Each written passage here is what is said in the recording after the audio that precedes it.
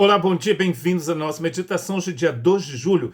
Eu gostaria então de meditar com vocês sobre o tema do nosso final de semana. Nós vamos estar então falando do banquete do Senhor. Começamos hoje com um casamento na praia de Anglet. Como vocês devem saber, no hemisfério norte, nesta época do ano, no verão, os dias são muito longos e 8, 9, 10 da noite, até mesmo 11 da noite ainda a gente ainda tem sol, ainda está claro. E vamos fazer um casamento hoje na praia. E amanhã vamos estar compartilhando sobre a importância de comparecermos à mesa do Senhor.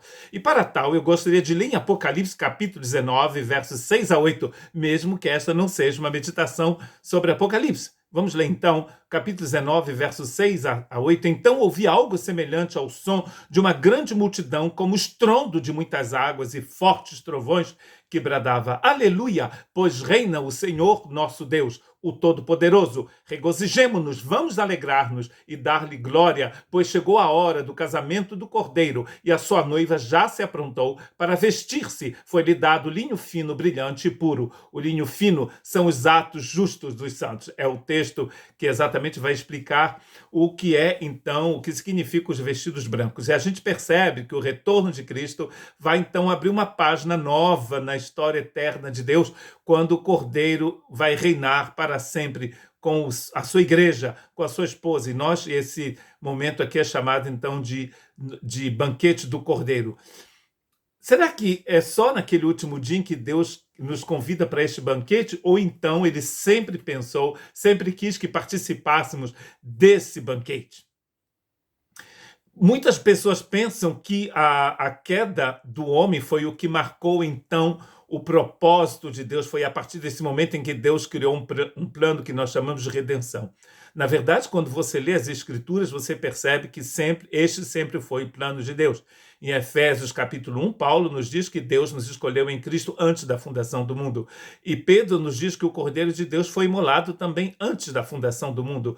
E o plano de Deus, a salvação não é assim uma redenção do paraíso perdido, mas na verdade é apenas uma volta ao plano original de Deus. E este plano original de Deus eu chamo aqui então de banquete do Senhor. Ele nos convida a um grande banquete. É um banquete para sermos, para nos tornarmos, para compartilharmos com Ele e para que possamos vivermos na sua glória, reinarmos com Ele. Eu penso em banquete porque desde o início no Jardim do Éden você vai encontrar duas árvores, e o propósito dessas árvores não é só participar da ecologia do planeta, mas essas árvores simbolizam alguma coisa, e elas estão falando assim de comida, de um banquete que Deus nos convida. Há um banquete que Deus convida o seu povo a participar, e nós chamamos de árvore da vida. Inclusive essa árvore da vida vai ser encontrada também no final da Bíblia, no livro de Apocalipse. A entrada à árvore da vida é reservada àqueles que lavaram suas vestes no sangue do Cordeiro. Havia uma outra árvore no jardim que é chamado de a árvore do conhecimento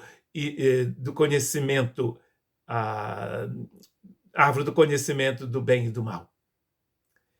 Então o homem vai ter que então escolher o que ele vai, que caminho ele vai seguir, que comida ele vai querer. Porque você sabe muito bem que você é aquilo que você come. Se você se alimenta bem, o seu corpo vai se desenvolver de uma forma. Se você só come porcaria, o seu corpo vai ter uma outra forma, inclusive. Não é mesmo? É sua vida também.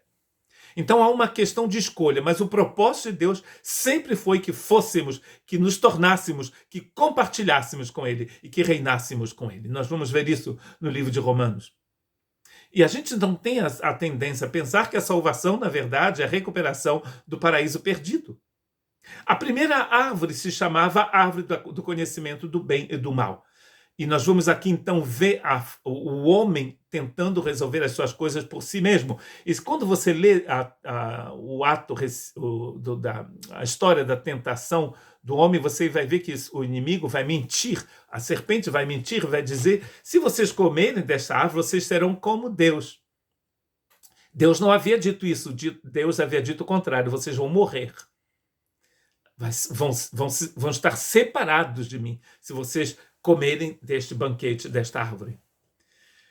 A gente percebe com grande tristeza que o homem nunca experimentou da árvore da vida que estava no jardim do Éden. Ele experimentou apenas da árvore do conhecimento do bem e do mal. E isso vai dar início ao que nós chamamos em teologia da queda. A queda do homem, que na verdade não é só a queda do homem, é a queda da natureza, é a queda de muitas coisas, porque mesmo a natureza vai ser amaldiçoada por causa da queda do homem. Então, qual é o chamado de Deus para os seus filhos, que é um chamado eterno? Que haja queda ou não, inclusive. Deus quer que sejamos cheios da sua vida, ou seja, cheios da vida eterna, cheios de vida eterna. Jesus vai dizer nas suas mensagens, principalmente no livro de João, ele vai dizer de si mesmo que ele era a vida. Ele diz, eu sou a vida eterna. Jesus é a vida eterna. Quem comer de mim, quem se alimentar de mim, ele diz em João capítulo 6, tem esta vida eterna e participa então da sua natureza. Nós vamos ver três coisas aqui que Deus nos convida a... Três partes desse banquete que são importantíssimas aqui e que sempre foi o propósito de Deus e que Adão e Eva, os primeiros homens, passaram longe desta realidade. Não experimentaram esta realidade, porque eles experimentaram do outro banquete, daquele banquete mortífero, daquele banquete que te leva à morte e ao inferno.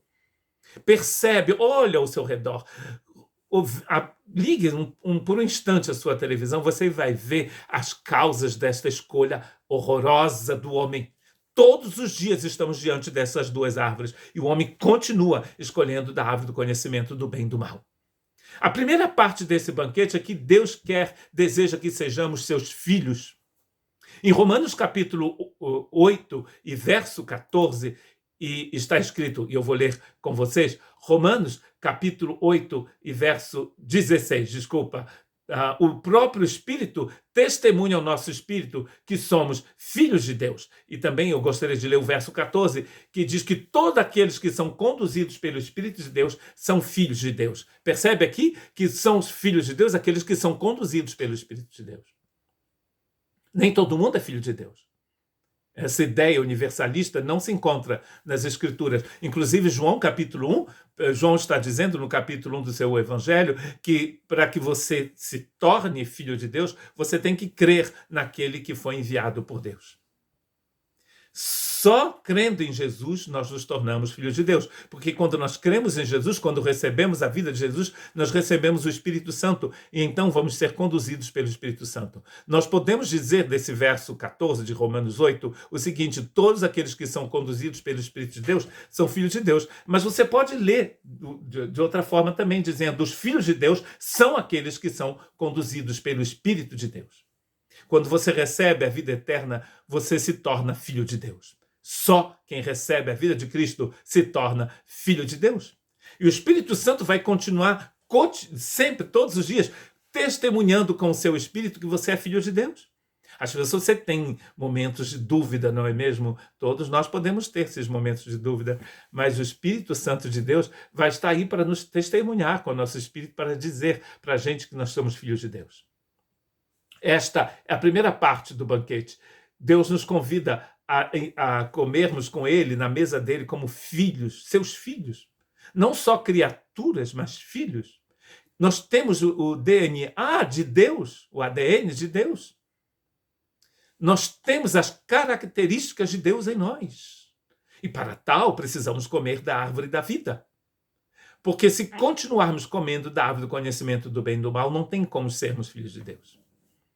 Herdeiros de Deus. É a segunda parte deste banquete em Romanos, ainda em Romanos, capítulo 8, verso 17, está escrito, vamos ler em português, vai ser melhor de que eu leia em francês, Romanos 8, 17, se somos filhos, então somos herdeiros de Deus e co-herdeiros com Cristo, se de fato participarmos de seus sofrimentos. Somos então herdeiros de Deus. Recebemos e co-herdeiros com Cristo, vamos receber então todos esses valores divinos. Quais são os valores que você tem no seu espírito? De seu pai e de sua mãe, de seus antepassados, você vai herdar características físicas e possivelmente emocionais também. Pedro vai dizer que a herança que recebemos de nossos pais é vã. Ou seja, ela tem valor local, humano, daqui, mas não tem valores espirituais. Os verdadeiros valores são aqueles que nós recebemos de Deus, a herança que nós recebemos de Deus. Uma certa pessoa, o Alexandre o Grande, dizia que ele herdou de seu pai, de Filipe, da Macedônia, o seu pai, as características físicas, mas as características emocionais ele herdou do filósofo que o ensinou. Ou seja, o que conduzia a sua vida eram aquelas filosofias que ele tinha aprendido com aquele filósofo grego. Nós somos conduzidos pelo Espírito Santo de Deus, porque a maior herança que nós temos é aquela que o Espírito Santo de Deus nos dá. Você já ouviu, deve ter ouvido falar do crente Gabriela, né? Eu sempre fui assim, eu cresci assim, eu nasci assim, você sempre assim. Mas isso não condiz com a verdade do reino de Deus. A verdadeira herança que nós temos não são aquelas que a gente recebeu no nosso nascimento, mas sim no novo nascimento, ou seja, no nascimento do alto. São as heranças que nós recebemos de Deus. Paulo, escrevendo aos Gálatas, ele vai dizer que esta herança se chama frutos do Espírito Santo. E todas essas heranças começam com um grande presente que Deus nos dá, que foi derramado em nosso coração pelo Espírito Santo, Romanos 5:5, que é o amor de Deus. A locomotiva dessa herança é o amor de Deus. Não é o amor de mãe, de pai, de amigo, de esposa, de esposo, de filho, não. É o amor de Deus, ágape, um amor eterno. Esta é a nossa herança, que começa com esse amor. Efésios capítulo 4, verso 13, eu vou ler em português, porque aqui está escrito em francês, que vai ser melhor. Até que todos alcancemos, a unidade da fé e do conhecimento do Filho de Deus e cheguemos à maturidade, atingindo a medida da plenitude de Cristo. Aqui está o propósito da nossa herança, para que possamos atingir a medida da plenitude de Cristo, não da plenitude de mim mesmo. Este é o resultado do conhecimento do bem e do mal. O homem querendo se tornar Deus. Na árvore da vida você cresce no conhecimento de Cristo Jesus. Cristo vivendo em você. E você vai chegar a esta maturidade. E, finalmente, nós vamos encontrar a terceira parte deste banquete, glorificados com ele. Filhos dele, herdeiros dele e glorificados com ele. A fim que sejamos glorificados com ele, diz a Romanos 8:17. Nós encontramos aqui, então, essa preposição especial, mágica, eu diria, entre aspas, com, avec, em francês. Paulo diz, certas pessoas dizem que Paulo inventou esta preposição. Você já viu como se faz um bolo? Você mistura farinha, ovo, manteiga, um bolo de chocolate com chocolate de Baiona delicioso. Você vai ter um bolo no final. Quando você come o bolo, você não diz, estou comendo farinha de trigo. Não, você come o bolo. Todos aqueles ingredientes reunidos foram transformados em bolo no forno. É assim que está acontecendo com você e com Cristo. Você se tornou um único bolo, um biscoito, uma unidade com Cristo. Cristo repleto de glória, você também repleto de glória, reinando com Cristo. Não reinando sem Cristo. Com a árvore do conhecimento e do bem e do mal, o homem quer reinar sem Deus. O reinado do homem sem Deus se chama inferno, morte eterna. Não existe vida se você continuar comendo da árvore do conhecimento do bem e do mal. Você não tem como conhecer a vida eterna. Só num relacionamento maravilhoso com Cristo Jesus. Então percebe que três partes desse banquete, inclusive todas as três, você encontra em Romanos 8. Filhos, herdeiros, glorificados com Cristo.